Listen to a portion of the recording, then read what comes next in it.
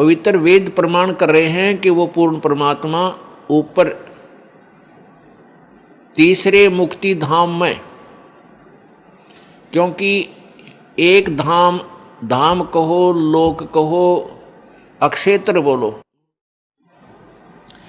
एक तो 21 ब्रह्मांड का अक्षेत्र है, धाम है ये ब्रह्म का। एक 7 शंख ब्रह्मांड का क्षेत्र है परब्रह्म का, जिसे अक्षर पुरुष भी बोलते हैं। और तीसरा जो अक्षेत्र है वो सतलोक है,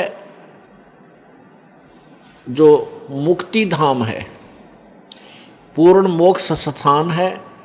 तो वो परमात्मा उस तीसरे मुक्ति धाम में अर्थात सतलोक में विराजमान है और तेजो में शरीर युक्त है। और वहाँ से चलकर वो परमात्मा अपनी प्यारी आत्माओं को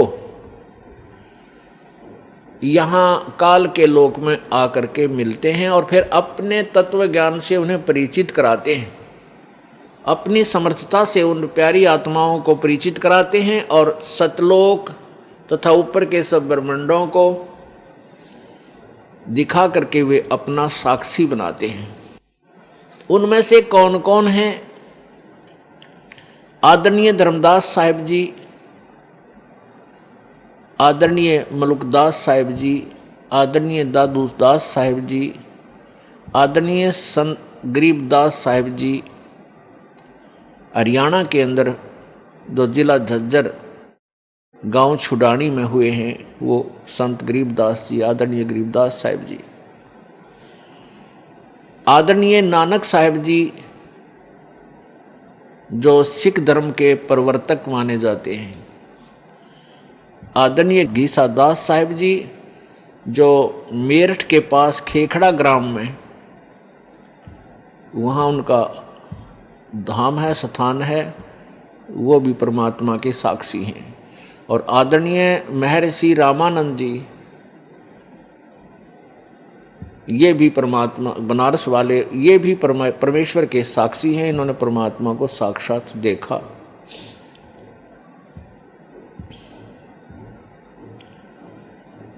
पुण्यात्माओं,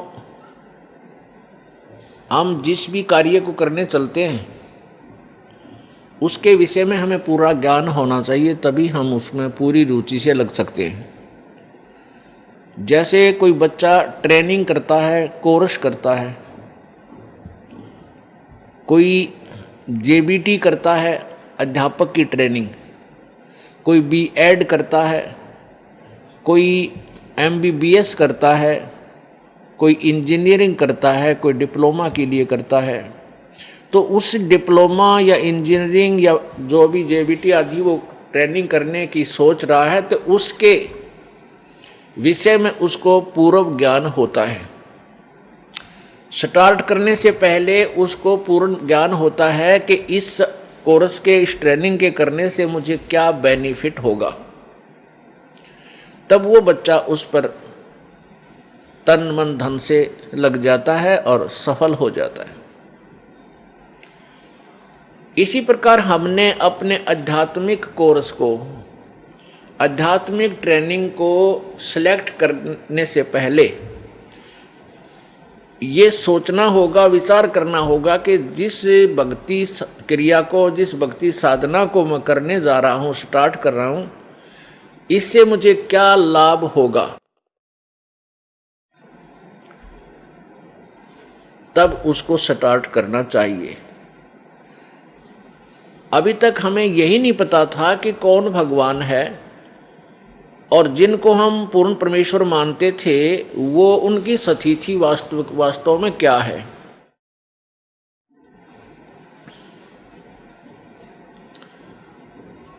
हमने रजगुण श्री ब्रह्मा जी, सतगुण श्री विष्णु जी और तमगुण श्री शिव जी को सर्वेश्वर, महेश्वर, मृत्युंजय, कालज्ञ और सर्वेश्वर, सर्व ब्रह्मांडों के रचयिता, सर्व दुख हरण करता आदि आदि ना जाने कितनी उपमाओं से जाना था। और जो हमारे धार्मिक गुरु होते थे पवित्र हिंदू धर्म के, वो ये कहा करते थे कि पुराणों के अंदर ऐसा ही लिखा है कि ये तीनों भगवान यही सर्वश्रेष्ठ रचनहार हैं, ये पूर्ण परमात्मा हैं, इनसे अतिरिक्त कोई अन्य भगवान नहीं है, कोई प्रभु नहीं है, कोई स्वामी नहीं है। तो हमने अपने टीचर्स को, अपने आध्यात्मिक अध्यापकों को अपने सिलेबस के पूरे जानकार विद्वान मानकर उनकी प्रत्येक बात को स्वीकार किया और उनके द्वारा दिए गए भक्ति मार्ग को भी स्वीकार करके उस पर हमने प्रयत्न किया।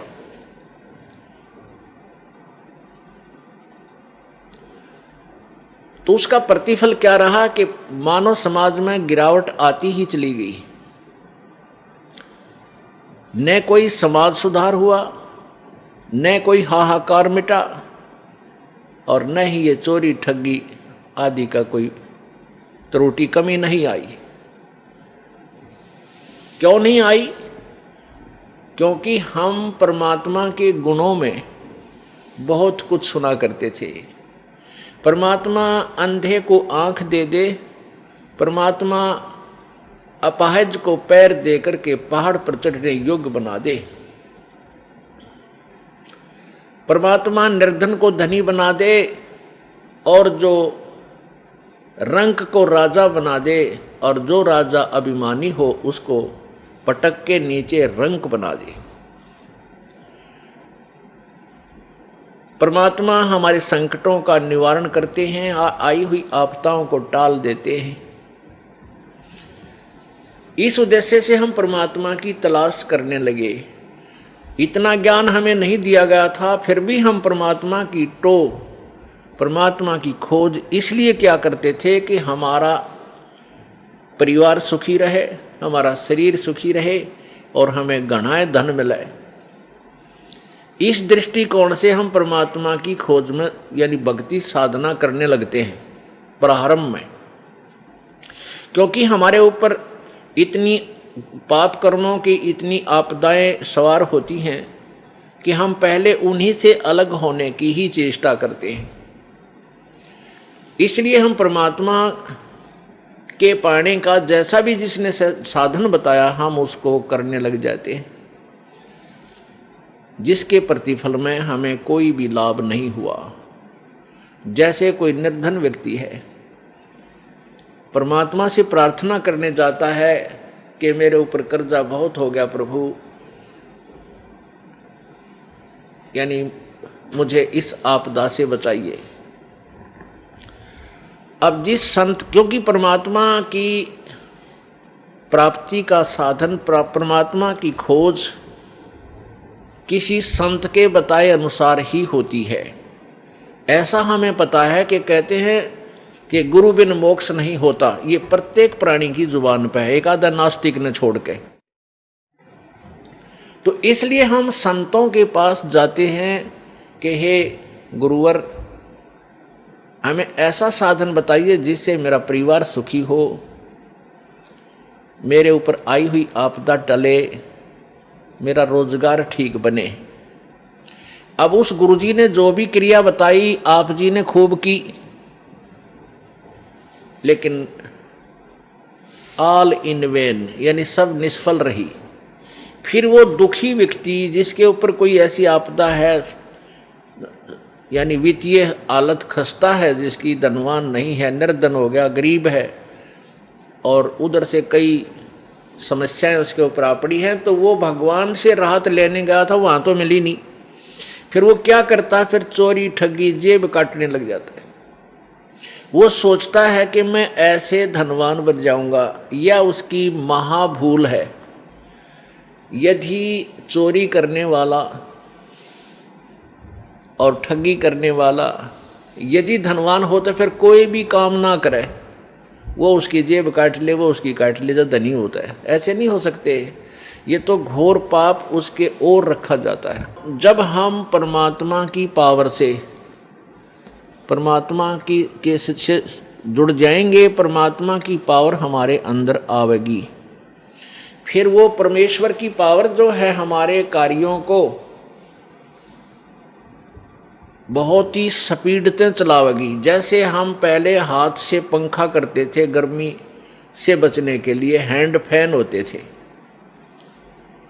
और चक्की पीसती थी हमारी माताएं बहनें, हाथों से आटा पीसती थी, और पशुओं के लिए चारा काटते थे, पहले तो ऐसे हाथों से काटा करते थे, और फिर एक चक्कर सा लगा करके उसके ऊपर फरसे लग गए, वो भी कुछ सुविधा हुई। और इस तरह हम कार्य किया करते थे। 2 घंटे चक्की पीसा करती थी माताएं, और 4 सेर 4 किलो आटा मुश्किल से पिसा करता। पसीनम पसीना, हाथा में छाले पड़ जाया करते थे। और फिर जब हमें पता चला कि ये विद्युत तैयार हुई, विद्युत की खोज हुई,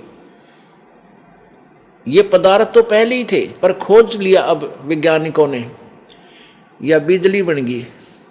इस बिजली से ऐसे यंत्र बना लिए कि एक बार स्विच ऑन कर दिया और चक्की अपने आप खखाट उठा देती है, और 1 घंटे में बड़ी बड़ी चक्कियां होगी, मनमाना 20-20 मन, यानी 5-5, 6-6 क्विंटल 1 घंटे में पीस डालती हैं। और घरेलू चक्कियां भी 1 घंटे में जो है लगभग 1 मन गेहूं को पीस देती है, कणक को। ऐसे ही ये पशुओं का चारा काटते थे हाथों से, अब ऐसे यंत्र बन गए, बिजली से, पावर से चलते हैं, और cut cut cut cut cut cut करके 1 घंटे में मनमाना 50 पशुओं का चारा काट कर न्यारा रखते। तो पुण्यात्मा, उस पावर ने, जो हम हाथ से कार्य करते थे, उससे हम कितना करते थे, और उस बिजली की पावर ने कितना स्पीड से कर दिया उस कार्य को। इसी प्रकार जब हमें परमेश्वर की पावर मिल जाएगी, हमारे सभी रुके हुए कार्य इतनी स्पीड से और बहुत आसानी से हो जाया करेंगे। इसलिए परमात्मा की हम तलाश किया करते थे। तो हम कहाँ जाते रहे? उन संतों के पास चले गए जिनके पास ईश्वरीय पावर नहीं थी। वो संत खाली खोखा थे, ऊपर बोर्ड लगा रखा था पावर हाउस, और अंदर गाड़ रखे थे कीकर के खुट्टे लठ, और उनका तार बांध के लिख रहे थे पावर हाउस। कहने का भाव ये है कि वे स्वयं परमात्मा से कनेक्टेड नहीं थे, वो ईश्वरीय पावर से संबंधित नहीं थे, कनेक्टेड नहीं थे, और अन्य अपने उपभोक्ताओं को यानी शिष्यों को मूर्ख बनाए हुए थे कि ले जाओ नाम और तुम्हारे हो जाएंगे काम। नहीं हो सकते।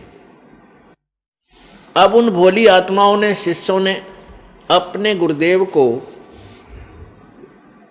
पावर हाउस मान के उस तक कनेक्शन ले रखे, और कोई 20 वर्ष से चिपका हुआ है, कोई 25 वर्ष से, कोई 30 वर्ष से, कोई 15 वर्ष से, कोई 5 वर्ष से, और सबकी दुर्गति हो रही है,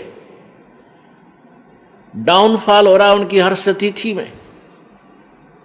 पुण्यात्मा, परमात्मा की तलाश वही पुण्यात्मा विशेषकर करते हैं जो पूर्व जन्म में परमात्मा की भक्ति किए हुए हैं।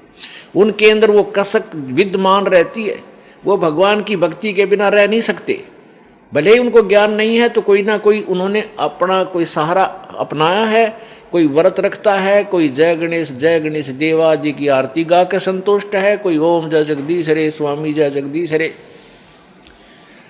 या कोई एक ये बनावटी गायत्री मंत्र बना रखा है ओम भूर्भुवः स्वः तत्सवितुर। इसको ये बनावटी क्यों कहा? वैसे तो ये पवित्र यजुर्वेद के अध्याय नंबर 36 का मंत्र नंबर 3 है, लेकिन उसमें ओम मंत्र नहीं है।